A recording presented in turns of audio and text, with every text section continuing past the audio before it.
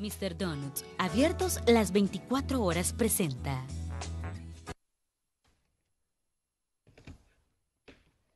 Gracias por continuar con nosotros. Julio Valdivieso, candidato a diputado por Democracia Salvadoreña, está con nosotros esta mañana, con quien vamos a hablar sobre sus propuestas, pero además cómo está viendo la situación, cómo está viendo la posibilidad de llegar a la Asamblea Legislativa en una contienda electoral que se pinta de muchos colores y de muchas posibilidades, en una contienda electoral que tiene cosas muy específicas, ¿no? Que tiene acentos específicos, por ejemplo, el voto cruzado y además el voto por rostro. Julio Valdivieso, ex viceministro también de Transporte en nuestro país, gracias por estar con nosotros, un gusto estar contigo. Gracias, Romeo, un placer compartir contigo. Conociendo tus antecedentes, Julio, en materia de servidor público, pues lógicamente quiero comenzar con ese tema del transporte, porque bastante del ordenamiento de la capital pasa por ahí, por el tema del transporte. Recuerdo que se hicieron esfuerzos o se han hecho esfuerzos en distintas administraciones sobre cómo ordenar el tráfico vehicular, sobre cómo ordenar, por ejemplo, el transporte público. Ahora tenemos un Citrams que está ya en la fase de prueba, ¿verdad? Y quiero conocer qué piensas sobre esta situación. ¿Es este uno de tus ejes de campaña o de propuesta, Julio? Por supuesto, el transporte no puede estar desligado de las principales problemáticas del país. En el tema del Citrams creo que le ha faltado un diseño y más información a la población. Sobre todo porque cualquier proyecto de transporte masivo de pasajeros tiene que tener tres componentes a la base. Un componente, dijéramos, de diseño, construcción y operación. El segundo componente es incorporar a los actuales operadores, es decir, no los puedes excluir de esa perspectiva. Y el tercer componente, que es lo más importante, la tarifa. Si esos tres no están dentro del estudio, y yo he tenido la oportunidad de ver el estudio que ha sugerido, dijéramos, en el último punto, que la tarifa sugerida es de 50 centavos y una de 40, veo difícil su implementación porque no hay una integralidad con todo el sector de transporte. Aquí nunca se tomó en cuenta el origen y el destino del pasajero para poder determinar una línea de buses. Entonces, una persona que vive en Soyapango y que traslade aquí a Santa Elena tendría que tomar 2 o 3 unidades para venir y 2 o 3 unidades para regresar. Entonces, aunque le pusieran 20 centavos a la tarifa, 30 centavos a la tarifa, en realidad, mientras no esté integrado el sistema, el usuario va a estar pagando 60, 70 o 80 centavos. ¿Por qué?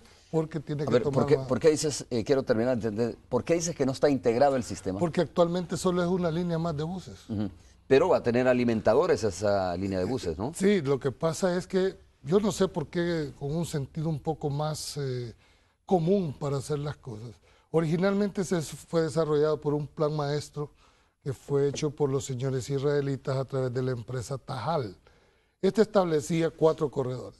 El corredor norte-sur, corredor oriente y poniente, y planteaba terminales periféricas en cada uno de los ejes para que estos fueran alimentadores del sistema. Pero si vas a mantener el Citrans en las actuales, dijéramos, rutas, y paralelamente van a estar también trabajando rutas, además del problema que ya tiene la ciudad capital, la vas todavía a entorpecer más. A ver, quiero entender, porque cuando he conversado con el actual viceministro de Transporte, dice, mire, la persona que viene de San Martín, por ejemplo, ¿no? Toma un bus en San Martín y llega al Citrams, no se le va a cobrar 2 veces, se le va a cobrar una sola tarifa, ¿verdad? La que pagó cuando tomó el autobús, y eso mismo le sirve para abordar el Citrams, entiendo yo. De esa manera se podría comprender que algunas de las rutas están integradas, probablemente no todas. Habrá que verlo. Yo hasta que no esté en operación, pero asumamos que por un momento eso es lo correcto. ¿Hasta dónde vas a llegar? Llegas hasta el MQ, es decir, hasta el Hospital Médico Quirúrgico, y hasta ahí va a llegar en una primera fase la persona. Y para transportarse para el Escalón, para transportarse para la Centroamérica. Claro, si es el caso, ¿no? Si es el caso, es decir, es un eje más. Este tema son integrales las soluciones. Creo que un proyecto de país, un proyecto como era precisamente... ¿Cómo te figura a ti el tráfico vehicular? Entonces, ¿qué propuestas, si no es el Citrams de esta manera, qué propuestas tendrías tú para solventar este problema? Primero, un ordenamiento total, empezando por ya no más permisos de autobuses, ya está sobresaturada. Un criterio que se ha tenido es en la masificación.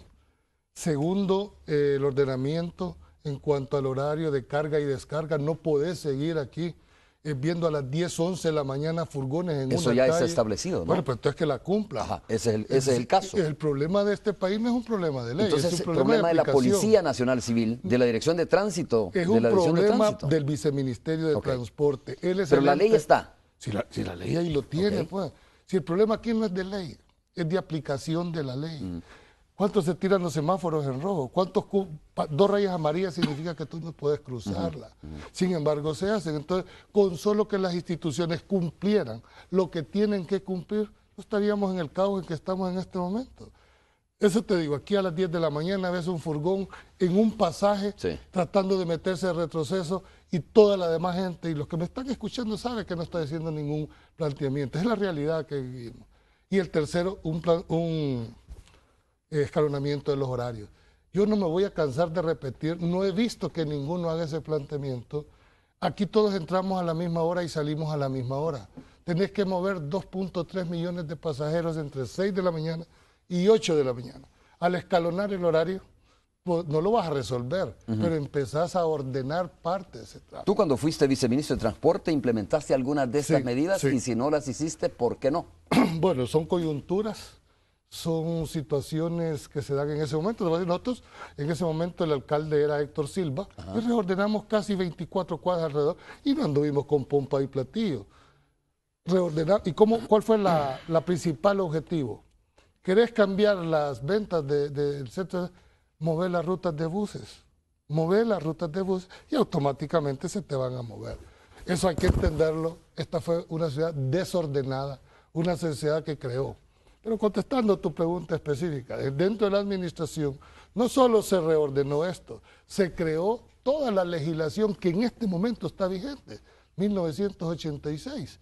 Yo pregunto, ¿has prorrogado 16 veces la entrada en vigencia del seguro? ¿Quién es el responsable?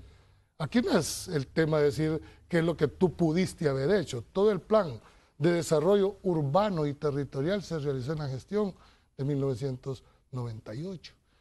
Ahí están los estudios Tajal, que son los mismos que han servido de base para este momento. Lo que pasa es que es una gradualidad. Ahora le toca a las personas que están al frente asumir los compromisos. Todos los funcionarios tenemos que asumir nuestros costos por nuestros planteamientos. Ustedes decidieron hacer ese monstruo, pues hoy tienen que recibir esa y enfrentarla con la gallardía. ¿Por qué no viene el gerente del Cittrans y hace un planteamiento claro aquí a la aprobación y les dice cómo es que se diseñó, cómo es que se construyó y cómo es que está operando? Pero enfrenten, porque los viceministros somos los políticos, somos los que impulsamos, el técnico es el que tiene que dar la cara. Por eso que yo sí te digo, felicito a Nelson, porque ha tenido el valor de echarse en el lomo un proyecto de él. Pero aquí, ¿quién debería estar dando el gerente del Cittrans? A ver, Julio, cuando comienza a configurarse este tema del Cittrans, este tema es consultado con el Banco Interamericano de Desarrollo incluso. No solo porque son los que financiaron, digamos, el Cittrans, sino que además, imagino yo que el banco pone técnicos también para conocer si es funcionable o es viable la obra, ¿o no es así? Bueno, yo creo que el banco lo que hace es un promotor de la inversión. Ya. Él lo que ve son estudios. Y me imagino que alguna prefactibilidad debe haber venido. Si es que el proyecto en sí es bueno, si la forma como lo están haciendo es la que no es lo correcto. Este país necesitaba ese sistema desde hace 20 años. ¿Cuál es el que proponíamos nosotros? Eran el mismo bus articulado, sin destruir la capital, simplemente eran las paradas que se abren a 2 metros porque los buses tenían su sistema de puertas, y lo que permitía era el ordenamiento para no parar. ¿Pasando por un mismo carril o por un solo carril? Sí que mira, este país lo que menos tiene es ordenamiento. No tenemos, dijéramos, la suficiente estructura vial para darnos el lujo de perder todos los carriles. Entonces, mira, necesita ser un ingeniero en tráfico, un sentido común de las cosas para poderlo desarrollar. Entonces yo creo que un proyecto necesario para el país, vital para el país, estarlo destruyendo simplemente porque se le dio una connotación política, lo han agarrado a hacerlo pedazos y sin embargo no hay una propuesta técnica para solucionarlo. Esa propuesta que tú dices, Julio, que hicieron en su momento, ¿pasaba por la misma ruta? Había una modificación. Había un eje que venía desde San Martín, todo el Boulevard del Ejército, agarraba la Juan Pablo II. Es lo mismo. Subía, daba la vuelta en la 75, redondel Luceiro, daba la vuelta en el redondel Maferrer y agarraba nuevamente el Paseo General Escalón hacia abajo. ¿Y no tenías problema de enfrentar el mismo problema que está enfrentando el Citram en ese momento? Pregunto porque, a ver, la ruta que me describes es la misma, ¿no? La primera fase del Citram llega hasta ahí por el Hospital de Especialidades, más o menos, ahí por al final de la Juan Pablo, y la segunda fase va más arriba, entiendo. Va a haber una segunda fase. Pero al igual que la propuesta que tú me estás planteando, este está utilizando un carril. El que ustedes proponían también utilizaba un carril exclusivo, digo, para los buses. No, se usaba la misma vía, solo que era al lado derecho. El tema es el abordaje y desabordaje. ¿A dónde están diseñadas ahorita las paradas? Está enfrente del Seguro Social. Ahí vas a bajar no menos de 50, 60 o 70 personas que van a tener que trasladarse hacia el hospital o hacia el lado izquierdo de la calle viniendo de poniente a oriente. ¿Tú crees que aquí no van a parar el tráfico del único carril que le han dejado 3.2 metros de ancho en cada uno de esos? Es decir, hacer la parada al centro de la calle. Por eso digo que hay problemas de diseño y de construcción. El proyecto es bueno. Lamentablemente el diseño, la construcción y mucho menos la operación no ha sido hecha con la mejor manera.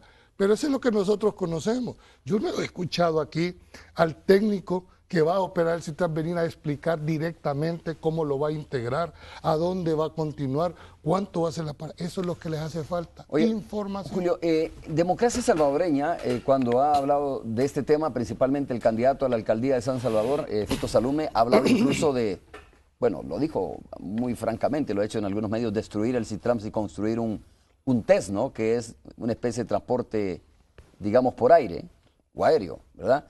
A ver, ¿crees que es viable esta propuesta? No, yo creo que, ¿cómo crees que debería de articularse esto? Lo que trató de decir, me imagino yo, pues es la interpretación. Es que mientras se construye un tren elevado, la propuesta es utilizar lo que ya tenés, porque no podés echar al trasto esa inversión millonaria. ¿Cómo complementarlo? Es el tema. Es decir, aquí no es uno en función del otro, o cómo lo vas a integrar en un momento determinado. Pero un país que tiene mucha reducción, un país que creció desordenado, entonces aquí tenés vos restaurantes, 60 mesas y 2 estacionamientos, zonas comerciales que pasan, residenciales que pasan a ser zonas comerciales, tenés colegios en medio del centro urbano. Entonces creo que cuando vos tenés todo ese desorden territorial, lo primero que hay que hacer es ordenar, y el ordenamiento cuesta, duele, pero al final todos, dijéramos, tenemos que llegar a ese mismo, y lo viví en carne propia. A nosotros nos tocó implementar el cinturón de seguridad, y te puedo decir que cuando lo tratamos de implementar, nos sacaron hasta la 4ª generación. Después dijeron que yo tenía venta de cinturones de seguridad y por eso lo estábamos proponiendo. Es decir, siempre hay una justificación en la sociedad para tratar de ordenarnos. Y quiero terminar con esto, porque esto es cultural. Esto no es necesariamente los buceros o los microbuceros. Gente de clase media o de clase alta se comporta de manera diferente cuando va a Estados Unidos como cuando se comporta aquí en el país. Como que se cambia un chip, bota basura, complejos de ingleses que manejan al lado izquierdo de la ciudad, no van tirando basura, hacen sus semáforos y es viniendo a El Salvador y la misma persona tiene una actitud diferente. ¿Cuál es la diferencia, Romeo? Que allá se aplica la ley independientemente de quién cometa la infracción. Ese es el problema de este país. No es problema de andar creando leyes, es un problema de aplicación de la ley, que si al final podrás tener la mejor ley, pero si no tiene quien la aplique, simplemente no va a funcionar. Julio, para ir cerrando el tema del Citram, ¿tú crees, y lo reconocías, no sé si lo reconocías, que está siendo politizado o ha sido politizado el Citram? En términos, digo, de que hemos visto desfilar diputados ahí, ¿no? En la Alameda Juan Pablo II, visitando las terminales del Citram, diciendo de que no va a funcionar, de que es un caos, etcétera. Y en términos también de los periodos electorales, puedes mencionarlo. Claro, lamentablemente cayó en esta coyuntura, ¿verdad? De igual manera se puede interpretar del otro lado de que tú no lo vas a cobrar durante los primeros 3 meses. Puede haber una interpretación política que ese es un populismo. Yo creo que hay que sacarle ese criterio y ver si técnicamente es viable o no es viable. Lamentablemente, Romeo, no hemos visto aquí un debate técnico. Yo no he visto a nadie que venga a exponerlo técnicamente para poder debatirlo con el ánimo de destruir un proyecto, con el ánimo de que funcione. El país necesita un transporte masivo de pasajeros. Es que a ese punto voy. A ver, el ánimo y el deseo de todos los salvadoreños, para bien de todos los salvadoreños y sobre todo los capitalinos, es que el Citrans funcione. Pues lógicamente tiene sus problemas y puede tener sus críticas. Pero la pregunta mía es, ¿hay gente, crees tú, que de oficio también quiere boicotear el tema del Citrans? Aquí hay de todo en esta mezcla, ¿verdad? Con esta mentalidad tan cerrada. Lo que pasa es que también la gente tiene ojos. La gente anda en su vehículo. Anda a meterte a las 12 del día de Molsa para abajo. Es un calvario pasar. En la hora, tiempo que perdés desde Soyapango para venir hasta acá, ¿cuánto dinero crees que gasta el país? Ya no digamos el usuario. El país en una hora de congestionamiento. El estrés que no lo puedes cuantificar. Entonces yo creo que la forma de cómo se ha tratado de implementar, la forma de cómo se ha tratado de llevar a cabo, en mi criterio, con todo el respeto, no ha sido el más adecuado. Creo que debía haberse un análisis para plantear un rediseño. Y si se han equivocado, ¿por qué no decirlo honestamente? Mire, hubo un error, lo vamos a tratar de enmendar para que el proyecto no Claro, se pero deje. cuando desarrollas un medio de transporte como ese, también tocas intereses, ¿no, Julio? Por supuesto. Y aquellas personas que de repente dicen, bueno, mire, yo tenía 2 buses que corrían por el Boulevard del Ejército, Claro. y ahora ¿qué los voy a hacer? O de repente yo tenía 2 buses o 3 buses y yo recibo un subsidio económico y después de esto pues no sé si lo voy a recibir. Digo, todos esos factores también hacen complicada una obra que puede tener, digamos, que puede ser una obra importante, pero como toca mis intereses también, o sea, me pongo del lado de que no funciona la cosa. Sí, pero también ahí yo te dije que uno de los componentes de este tipo de proyectos es precisamente la no exclusión de los actuales operadores. No los puedes dejar fuera. En ninguna parte del mundo donde se va a implementar, donde tú separas a los actuales operadores, es más, debe de incluirse. Ahí es la habilidad política del que va a implementar de cómo conciliar. Intereses, por supuesto, van a haber. Y al final, si agotan la instancia, bueno, aquí el interés general tiene que privar sobre el interés particular. Eso lo establece la Constitución y no hay más que hacer. Vamos a hacer la primera pausa comercial, regresamos en breve.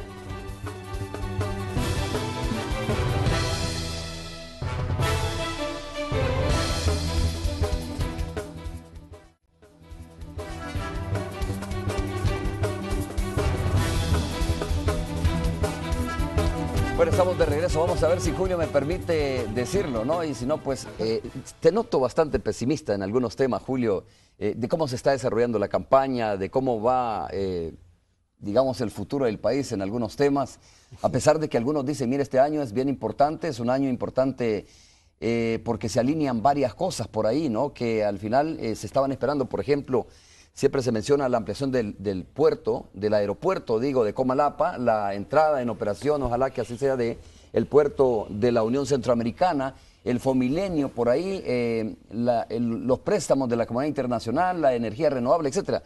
Pero te noto, digo, con un ánimo bastante pesimista de lo que pueda estar pasando en el país. No, pero es que hay realidades. Yo bueno, no quiero ser ¿cuáles apocalíptico. son, a tu juicio, esas realidades que no se pueden? pueden? Que tienes 12 muertos diarios. La realidad es que el 50% de la gente se quiere ir fuera del país. La realidad es que la gente la siguen extorsionando. La realidad es que la gente soca para salir de su casa, montarse al bus y rezarle al Padre que regrese conmigo. Esa es la realidad. Eso no es ser pesimista. Es de ser realista, Romero. No pesimismo, es realismo. Ahora, si vos me preguntás a mí que esta legislatura, por supuesto que es importante la legislatura, no solo porque vienen elecciones de segundo grado importantes, como es la elección del fiscal general, elecciones del Consejo Nacional de la Judicatura, Corte Suprema de Justicia, las frecuencias de radio, televisión y espectro radioeléctrico del país vencen en el 2017 y que van a ser dijéramos, reguladas por una ley de concesiones. Entonces, como que la próxima legislatura va a ser importante para los próximos 5 o 10 años en el desarrollo del país. Entonces, creo que tiene que llegar, dijéramos, las personas con más sentido común. Fíjate que ni siquiera te estoy diciendo más capacitadas, con un sentido común de las cosas. Y el sentido común no es ni más ni menos que la experiencia y la razón de buen sentido. Lo que pasa es que en este país no es el más común de los sentidos. Entonces, al final, te estás llegando a personas que no generan debate, que no se generan las leyes adecuadas, y más que generar leyes adecuadas, que es una percepción errónea, la Asamblea está para fiscalizar la actuación de muchos funcionarios a través cuando rinden la memoria de labores.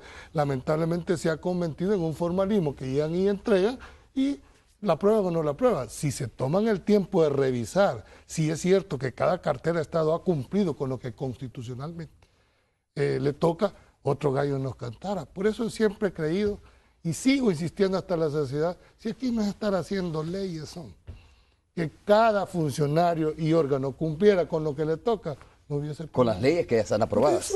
Por eso, si el tema no es de ley, el tema, sigo insistiendo, es cómo se va a aplicar la ley a un caso concreto.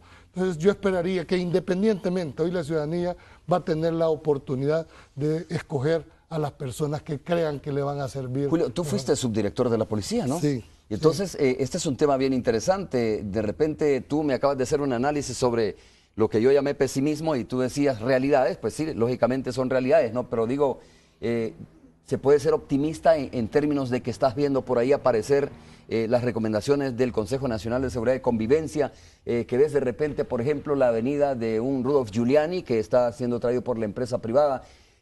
Se puede ser optimista en ese sentido, digo, ¿no? Pero bueno, haciendo eco de tu experiencia como subdirector de la policía, ex subdirector de la policía, entonces te pregunto, a ver, ¿por dónde tendría que ir entonces el tema de la seguridad, que es un eje transversal para todo lo demás? Para que aquella persona que tú dices, mire, que antes de subirse al bus le reza al padre, pues entonces, ¿qué no se ha hecho y qué se debería de hacer según tú?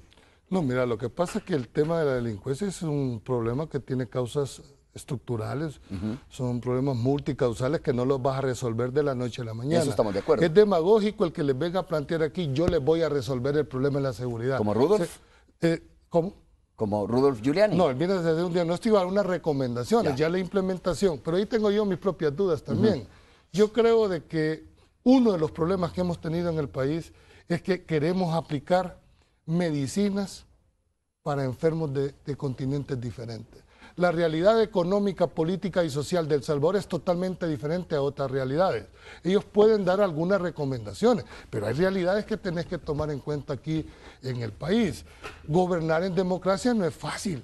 Aquí se ha planteado hasta el exterminio de las personas. Es decir, cuando vos tenés una sociedad polarizada, una sociedad marginada, con exclusión, entonces creo que no le vamos a empezar a hallar ninguna solución al problema. A mí me tocó el despliegue territorial de la policía ya por el 92-93, que se empieza, dijéramos, el despliegue territorial. En ese momento venían de los acuerdos de paz. Y hoy que se conmemoró los 23 años. Pues yo no decía que celebramos. ¿Vamos a celebrar que tenemos 12 homicidios diarios? ¿Vamos a celebrar que la gente se quiere ir de este país? ¿Qué le faltó a los acuerdos de paz? Los acuerdos de paz callaron los fusiles, callaron la guerra, pero no las causas sociales que llevaron a ese conflicto. Entonces, ¿qué pasó? No hubo una posguerra después de los conflictos. Entonces, ¿qué pasó? La gente que se desmovilizó de cada uno de los bandos, gente que creció acostumbrada a un conflicto, no hubo programas de reinsertar.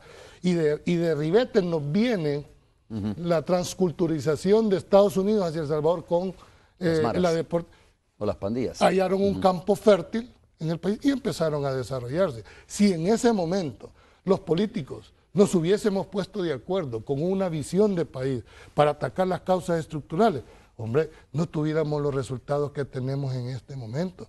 Hemos pasado 23 años ya y seguimos exactamente. Tú debes de recordar la guerra. Decime, hay una generación de salvadoreños que no hemos vivido en paz desde 1980. Oye, y es buena la reflexión que tú haces sobre el tema de los acuerdos de paz, pero el mismo tema de los acuerdos de paz, el recordar año con año cómo callamos los fusiles, como tú dices, ¿no? Es un hecho importante, inédito para el mundo. Incluso estuvo el secretario general de Naciones Unidas aquí diciendo, señores, lo felicito, es un ejemplo mundial.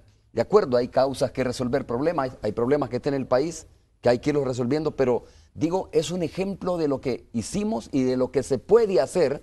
Si fue en guerra, se puede hacer ahora con el tema social, como decía. Cuando yo te dije que celebramos es porque no es que yo critique los acuerdos, le hace falta un complemento a los acuerdos de paz, lo que nosotros llamamos el segundo gran acuerdo de paz en este país. Bueno, si hubo voluntad política para callar los fusiles, ¿por qué no puede haber voluntad política para la segunda etapa? Por eso es que yo creo que parte de la recomendación del Consejo es para darle legitimidad, fíjate bien, legitimidad a muchas de las acciones que ya se sabían. Todo esto que se ha planteado en plan, el resumen ejecutivo que hemos tenido, porque no lo hemos conocido a profundidad, muchas de esas cosas no necesitaba 6 meses para venir a plantearlas de esa manera. Lo que se necesitaba era la legitimidad para la toma de decisiones, que es lo que el país está demandando. Ya no más diagnóstico, ya no más análisis. El país requiere acciones concretas en cada uno de los ejes. ¿Por qué? ¿Vamos a seguir esperando que hayan 12 muertos diarios? ¿Vamos a seguir esperando que se nos sigan yendo más personas de este país? ¿O en realidad vamos a atacar el problema desde la raíz? Lo que pasa es que solo vemos una de las áreas. Si vos solo planteas la parte de represión y no va a la par la parte de prevención, no te va a funcionar. Y no puedes dejar el tercer componente, que es la readaptación también del delincuente en un momento. Qué interesante. Ayer conversaba precisamente con el señor Gregorio Rosa Chávez y Robert Balen, que es el representante de PNUD en el país, y me decía 2 de las primeras acciones inmediatas, 3, ¿no? Una es el traslado de los líderes de las pandillas al penal de máxima seguridad en Zacatecoluca. La otra es precisamente intervenir los territorios mediante la inversión, tomando como herramienta principal, digamos, el presupuesto general de la nación y las instituciones que conforman el gabinete social para intervenir territorialmente y crear empleo. Y la segunda es la escuela inclusiva de tiempo pleno.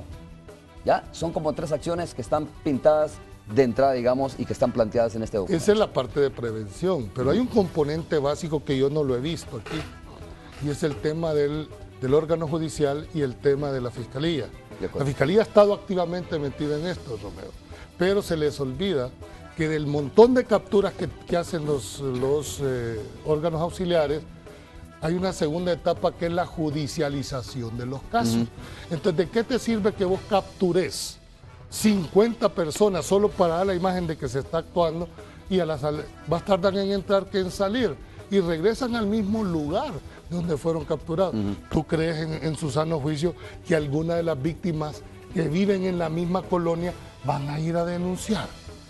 Si la vida no es colega rojo, pues para arriesgarla de esa manera. Entonces hay que apostarle al reforzamiento institucional de la Fiscalía y de la Corte Suprema de Justicia. Muy bien, Julio Valdivieso, vamos a hacer de nuevo una pausa comercial, regresamos en breve. Tony Cabezas en la radio 109 estará listo más adelante también para conversar con nosotros. Volvemos en breve.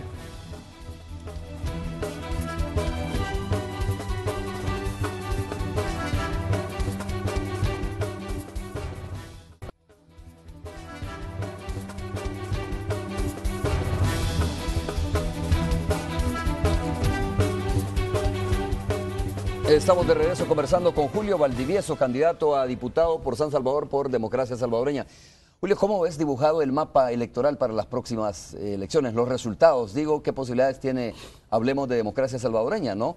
De que Fito Salume pueda llegar a la municipalidad, pero importante o más importante aún, que tú puedas llegar a la Asamblea Legislativa en esta contienda donde hay varios partidos políticos, lógicamente. Bueno, mira, hay realidades. Yo soy una persona que me gusta tener los pies sobre la tierra, un partido en crecimiento, un partido nuevo, y no nuevo por el tiempo, sino nuevo por lo novedoso de sus planteamientos. No es fácil, hay que entender, hay realidades. ¿Sí? La marca pesa, la marca de los 2 partidos mayoritarios que están ahorita en contienda, pues es una realidad. Aquí lo que estamos haciendo es tratando de hacer planteamientos de propuestas para que la gente, por lo menos en San Salvador, es una gente más informada, es una gente que toma sus votos un poco con más de discernimiento. Y muchos le están apostando, y por eso ves la estrategia de los 2 partidos grandes, que le están apostando a que voten por bandera, y lo puedes ver en la campaña publicitaria. Que es una opción de votar. Atentando contra el intelecto del votante. El votante ya no es el de mismo de hace 40 años, y se lo demostraron en el 2012 cuando se iba a implementar el voto por rostro. Es decir, ya el votante aquí en la ciudad capital es más informado y por lo tanto su voto va más razonado. Sin embargo, la maquinaria, porque hay que decirlo con esa palabra, la maquinaria electoral de los dos partidos es fuerte. ¿Cuál es la desventaja que tenemos los partidos que por primera vez vamos a una elección? Que no tenemos quien nos defiende el voto en la mesa.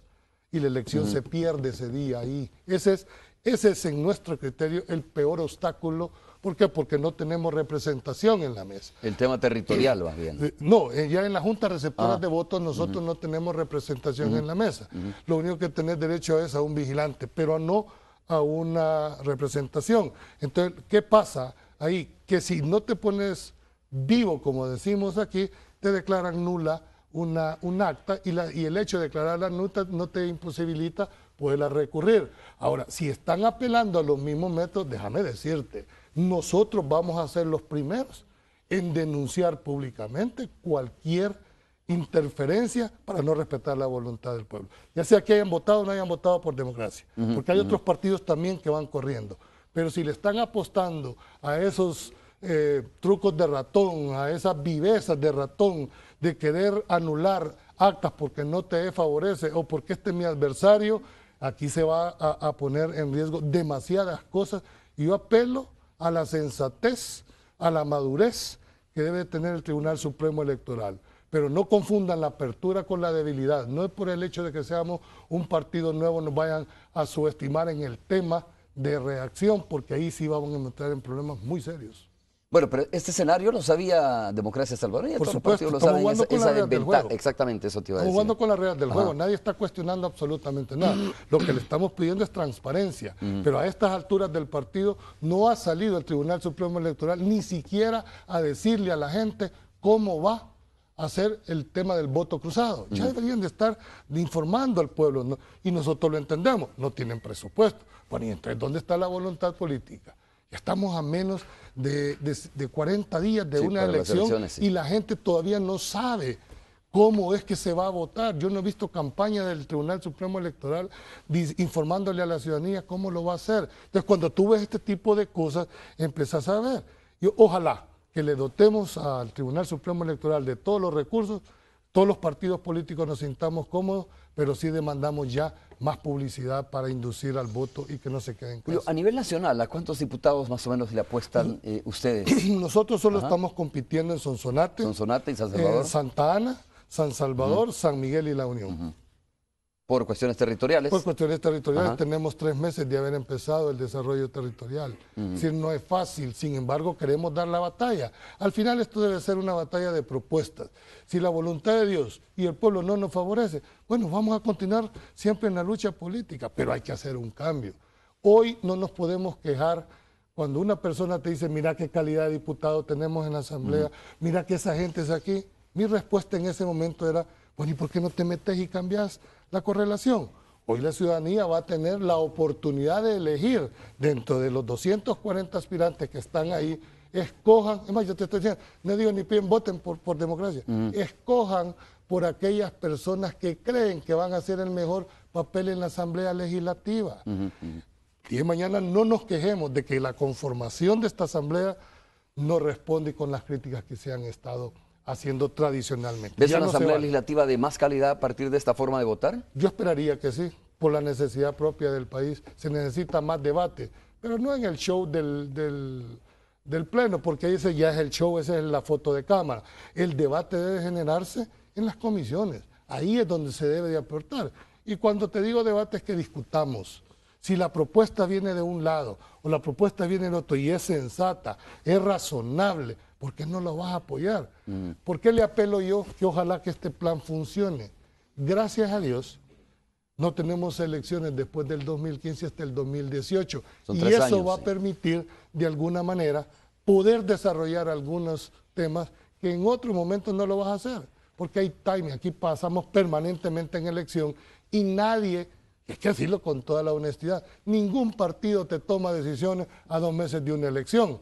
Estoy de acuerdo. Ese es el olfato, pero les hace falta inteligencia política en el tema como seguridad, porque en algún momento van a volver a llegar a ser gobierno, pero con un problema más agravado. O sea, con este tema de la seguridad creo que debe haber una desideologización, creo que no ha llevado nada. Y ha habido distintas propuestas en esto, ¿no? Has visto por ahí aparecer algunos partidos políticos hablando sobre la pena de muerte, incluso otros hablando sobre establecer estado de sitio en aquellos municipios donde hay mayor incidencia de delincuencia, etcétera. Ha habido una cantidad, digo, de propuestas en ese sentido que algunas veces dice uno, mire, no van más allá de serlo porque no encuentran eco en la Asamblea Legislativa, de todas formas. No, y además de esto, yo creo que hay que hacer un análisis profundo.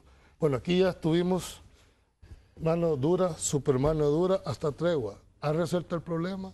No. ¿Por qué? Porque el enfoque ha sido diferente. Si solo enfocas desde el tema de la represión, no vas a resolver. Es que el problema tiene a su base que es de origen social. Saludamos a Tony Cabezas, ¿te parece? Para compartir algo de lo que está diciendo Julio Valdivieso en este momento. Tony, ¿cómo estás? Un gusto saludarte. Escuchando a Romeo ya. ¿Cómo te va? Romeo, muy bien. Qué gusto. Aquí estamos con Julio Valdivieso, te lo comentaba temprano, ¿no? Sí, Julio, parte del panel del jueves, ¿Sí? a quien tenemos aquí todos los jueves, pues opinando. Ahora está queriendo llegar a la Asamblea Legislativa. Julio, bienvenido a la frecuencia de Radio 102.9. Buenos días, Tony, un gusto saludarte desde otra trinchera. Desde la trinchera política. A ver, Julio, bueno, ¿por qué decides, digamos, estabas opinando sobre la realidad nacional constantemente en distintos programas? ¿Qué te hace ahora sí ya meterte nuevamente en política? Porque no es la primera vez. No, yo me retiro de la política partidaria en el 2003 y tu planteamiento es el correcto. ¿Qué me hace? Es decir, bueno, no nos podemos quedar callados. He estado durante 4 años haciendo señalamientos, haciendo aportes de soluciones y la cuestión no ha caminado. ¿Querés cambiar? Hay tanta crítica de la Asamblea Legislativa. ¿Quieren cambiar la Asamblea Legislativa? Pues hombre, metámonos y hagamos los cambios desde adentro de las instituciones. Desde afuera ya vimos que esto no funciona. Entonces, si en realidad queremos un cambio, bueno, pues hay que ir a dar la pelea ahí, y si no se nos da, porque Dios no lo permite, ni el voto de los salvadoreños, pues vamos a regresar a las trincheras donde hemos estado toda la vida. A ver, Julio, una de las situaciones que se ha presentado, ya que hablas de la Asamblea Legislativa, ha sido la relación que ha tenido con la Corte Suprema de Justicia, específicamente con la Sala de lo Constitucional. Está con nosotros el magistrado de la Sala, Rodolfo González. De llegar a la Asamblea, Julio, ¿qué vas a impulsar para tener, no sé si, una relación, porque ha sido un poco tortuosa la relación entre esta Asamblea, esta legislatura y la Sala Constitucional? Está aquí el magistrado escuchándote. ¿Qué impulsarías para tener, digamos, una mejor relación o una mejor articulación entre estos órganos del Estado? Primero, yo creo que un saludo al doctor Rodolfo González ahí. Creo que hay que reconocer, en algunos momentos yo he sido un hombre crítico de la sala, pero hay que reconocer que en algunas resoluciones forzaron a decisiones que los políticos debieron de haber tomado. Creo que el rol que se jugó, algunas no las he compartido, pero las he respetado y jamás cuestioné el cumplimiento de las mismas. Creo que ha faltado liderazgo de buscar deposiciones, porque al final, ¿de qué ha servido toda esta confrontación? Porque al final termina cumpliendo la sentencia. Entonces creo que deslegitimar a un órgano por el hecho de no compartir, creo que tenemos visiones diferentes. Yo no puedo compartir una resolución como abogado, pero la tengo que respetar y no puedo cuestionar hacia el fondo de la misma. Creo que es la base de cualquier relación. Si estando ahí, bueno, primero mi formación de abogado me merece un respeto al órgano judicial, no lo puedo hacer de esa manera. Y el tema no son personales, los temas son institucionales. Si logramos entender esto, hombre, yo creo que la cosa puede caminar. Y yo creo que esa debería de ser la tónica para reforzar la parte institucional, que es uno de mis ejes dentro de la plataforma. La pregunta se la hacemos al magistrado en el otro sentido, ¿verdad? ¿Cómo, digamos, articular una...? Porque esa es la razón de ser, que hay una articulación entre órganos del Estado para el beneficio de todos, no que se estén peleando. Bueno, hay un mandato constitucional de que todos los órganos colaboremos entre nosotros para el cumplimiento de las obligaciones que la Constitución le impone al Estado. Lo que sucede, y yo creo que ha pasado en estos años, es que la ciudadanía ha intentado tocar puertas, digamos, por un lado en el órgano legislativo, y al no sentir que había eco de sus peticiones, buscaron en el lado del órgano judicial. Me contaba la vez anterior el ex magistrado Félix Ulloa del Tribunal Supremo Electoral que desde 1994 hasta el 2009 se habían presentado 52 iniciativas de reforma electoral a la Asamblea Legislativa y todas estaban engavetadas en la Comisión de Reformas Constitucionales sin que hubiera mayor voluntad. Y claro, dado que los derechos políticos son derechos constitucionales y hay una vía de protección ante la Sala de lo Constitucional, pues hubo sectores que encontraron ahí el camino para impulsar una reforma. Pero en realidad la legislación no nos corresponde a nosotros. Es decir, es cierto que ha habido pronunciamientos donde hemos dicho que hay la necesidad de regular voto por rostro en el 2012, voto cruzado ahora en el 2015, pero siempre es la Asamblea Legislativa la que tiene la tarea de legislar y regular la manera en que los ciudadanos ejerzan el voto. Muy bien. Bueno, Tony, saludos para ti. Bueno, vamos a y continuar. Para tu invitado, vamos a continuar platicando. Le deseamos mucha suerte, ¿verdad?, a Julio Valdivieso. Sí. Y bueno, les invitamos al terminar la entrevista contigo, Romeo, que se pasen para la 102.9 ahí en el vehículo. No más, nos vamos al vehículo, nos pasamos a la 102.9. Gracias, Tony. Hasta luego. Vamos a hacer nosotros una pausa comercial, Julio. Regresamos ya para despedir el programa. Volvemos en breve.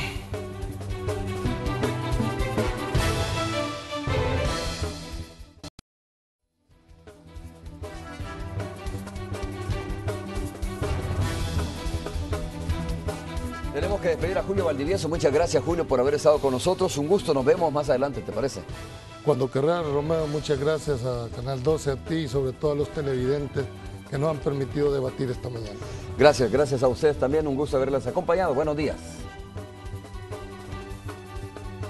Mr. Donut, abiertos las 24 horas, presentó.